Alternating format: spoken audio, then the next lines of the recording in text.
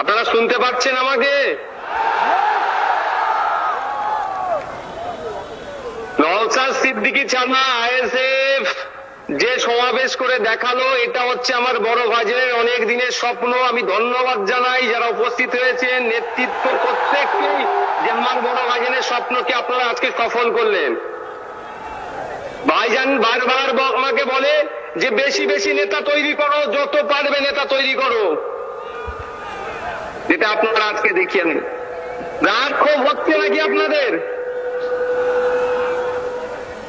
রাগ ক্ষোভ হচ্ছে? আমারও রাগ ক্ষোভ হচ্ছে, কিন্তু এই রাগ আর ক্ষোভকে সঠিক পথে যদি কাজে লাগাতে আমরা পারি, তাহলে অপদার্থ ব্যর্থ তৃণমূল বিজেপির মিশ্রিত এই রাজ্য সরকারকে আমরা গঙ্গায় ছুঁড়ে ফেলতে পারবো গণতান্ত্রিক প্রক্রিয়াতে।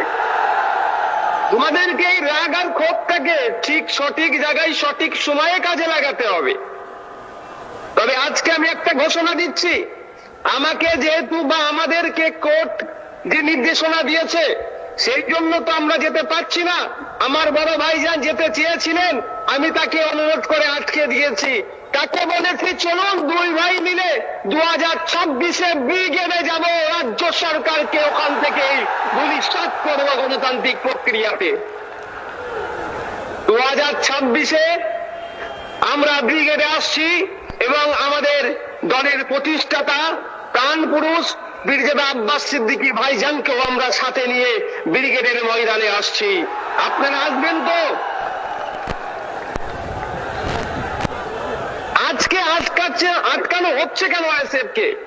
আইএসএফ এর অপরাধ কি? আইএসএফ এর অপরাধ হচ্ছে দলিত, আদিবাসী, পিছড়ে বর্গের হিন্দু, মুসলমানের হয়ে কথা বলছি আমরা। আমাদের অপরাধ এটাই, জলজমি জঙ্গলের যে স্বাভাবিক অধিকার আদিবাসীদের, সেটা কেড়ে নেওয়া হচ্ছে। দেউচা পচামিরে আদিবাসীদের অধিকার কেড়ে নেওয়া হচ্ছে, এর বিরুদ্ধে বলার জন্য। ওয়াকফ সম্পত্তি কেন্দ্রের বর্বর সরকার কেড়ে নেওয়ার চেষ্টা করছে অ্যামেন্ডমেন্টের নামে, তার বিরোধিতা করার জন্য আমাদের ওপরে এই খরা নেমে আসছে। আমাদেরকে আটকানো হচ্ছে কেন? আমরা জাত ধর্ম বর্ণ নির্বিশেষে যে আইএসএফ প্ল্যাটফর্ম তৈরি করেছে, এই ভোটের রাজনীতি যারা করে, যারা ধর্মীয় রাজনীতি করে, তাদেরকে অচিরেই আমরা গণতান্ত্রিক প্রতিষ্ঠার মাধ্যমে তাদেরকে আমরা বিচ্ছিন্ন করব, সেই ভয় আমাদেরকে আটকানোর চেষ্টা করছে। যখন কলকাতা হাইকোর্টে যখন এই বিষয়ে মামলা চলছে, আমার কাছে খবর আসলো ইনডোর নেবেন না আউটডোর নেবেন। আউটডোর নিলে নাকি আপনাদের কজনকে বাইরে থাকতে।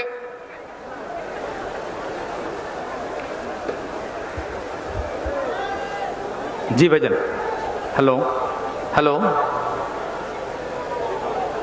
Hello hello.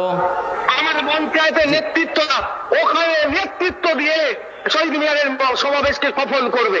আজকে সে প্রমাণ দেখিয়ে দিলেন আপনারা। হ্যালো হ্যালো, জি ভাইজান বলেন, শুনতে পাচ্ছেন? হ্যাঁ জি। তো বড় ভাইজানের নির্দেশ ক্রমে আমাদেরকে আমরা আউটডোরই চাইলাম, অর্থাৎ শহীদ মিনার চত্বরই আমরা নিলাম। বারবার রাজ্য সরকার আমাদেরকে ইনডোর ইনডোর ইনডোর ইনডোর দেওয়ার চেষ্টা করছিল, অর্থাৎ ঘরে ঢুকিয়ে দেওয়ার চেষ্টা করে দিল। আর এর আইএসএফ তৈরি হয়েছে, যারা ঘরের মধ্যে ঢুকে আছে তাদেরকে ঘর থেকে বাইরে বার করে তাদের অধিকারের কথা বলবে বলেই ঘরে ঢুকার জন্য আইএসএফ তৈরি হয়নি। আইন বিচার ব্যবস্থার প্রতি মান্যতা দিই। দুর্ভাগ্যের বিষয়, সিঙ্গেল বেঞ্চের অর্ডারকে আমরা চ্যালেঞ্জ করে ডিভিশন বেঞ্চে গেলাম, কিন্তু ডিভিশন বেঞ্চ ওটা আগামীকাল ডেট রেখেছে। চলো, তারপরেও বলছি বিচার ব্যবস্থা জিন্দাবাদ, বিচার ব্যবস্থা জিন্দাবাদ। যারা বিচার ব্যবস্থা নিয়ে ছেলেখেলা করবে তাদের বিরুদ্ধে আমরা সময় দরকার লাগলে স্লোগান তুলবো, কিন্তু বিচার ব্যবস্থাকে আমরা জিন্দাবাদ বলবো। সকাল বিকাল শুভেন্দু অধিকারী, সুকান্ত মজুমদাররা ঘরে অস্ত্র রাখার নিদান দিচ্ছে, মুসলমানদের বিরুদ্ধে কথা বলছে।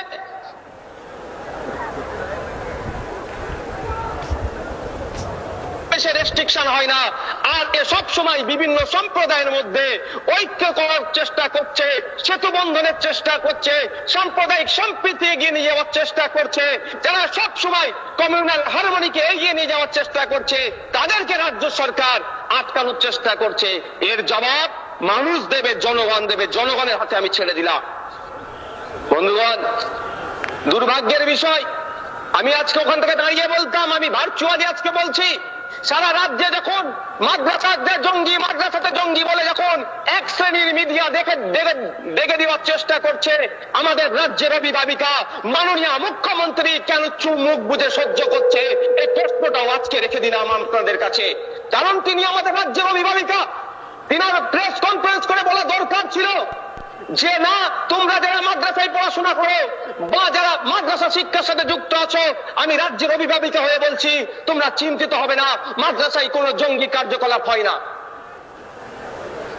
কিন্তু দুর্ভাগ্যের বিষয়, এ কোনো বক্তব্য দেখলাম না, বরঞ্চ ক্রমশ মুসলমানদেরকে ভয় দেখানো হচ্ছে। দলিত আদিবাসী নির্বিশেষে সকলের উপর অত্যাচার হচ্ছে। আদিবাসী হওয়ার জন্য, তার ধর্মীয় পরিচয় থাকার জন্য তাদের উপরে অত্যাচার হচ্ছে। কদিন আগে উত্তরপ্রদেশে দলিত শ্রেণী হওয়ার জন্য বাইক ওভারটেক করার জন্য তাকে মারধর করলো। ছত্তিশগড়ে দলিতকে পোস্টে বেঁধে পিটিয়ে মারলো। উত্তরপ্রদেশের সম্বল মসজিদের সারদার নামে মুসলমানদেরকে খুন করলো। এই নিয়ে রাজ্যের বা কারোর কোনো কথা দেখতে পেলাম না। দুর্ভাগ্যের বিষয়, কেন্দ্র সরকার, রাজ্য সরকার অর্থনৈতিক ভাবে তারা বেসামাল হয়ে উঠছে। দুটো দলই এখন ধর্মীয় রাজনীতি করার চেষ্টা করছে। কেন্দ্র সরকার বলেছিল বছর 2 কোটি চাকরি দেব, চাকরি দেওয়া তো দূরের কথা, বরঞ্চ চাকরি থেকে ছাঁটাই হচ্ছে। যখন এই প্রশ্ন করছেন, তখন নাকি খাজা হুজুরের মাজারের নিচে মন্দির দেখতে পাওয়াচ্ছে না। এই অপদার্থগুলোকে প্রশ্ন করতে হবে, এই অপদার্থগুলোকে জিজ্ঞাসা করতে হবে, খোদার সূচকে ভারতবর্ষ কেন 105 নম্বরে আছে, এর জবাবটা আগে দাও। আপনি ক্ষমতায় আসার আগে বলেছিলেন যে 1 টাকা সমান $1